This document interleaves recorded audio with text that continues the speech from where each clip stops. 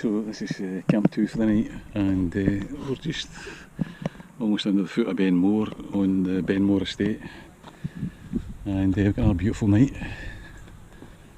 We were heading down towards Fionnphort, but time is getting on, so we need to fire up some food.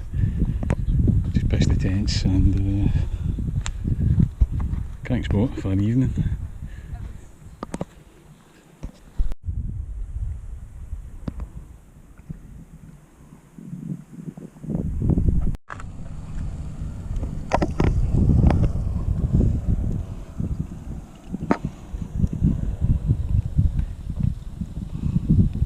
So tonight's menu is Viv. We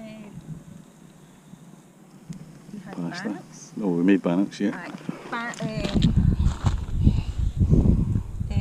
Rob made bannocks, and we're having pasta with pecorino and pepper sauce with onions, and yes, very nice. And some mushrooms.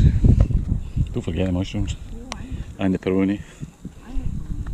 And all that just as the sun gets down.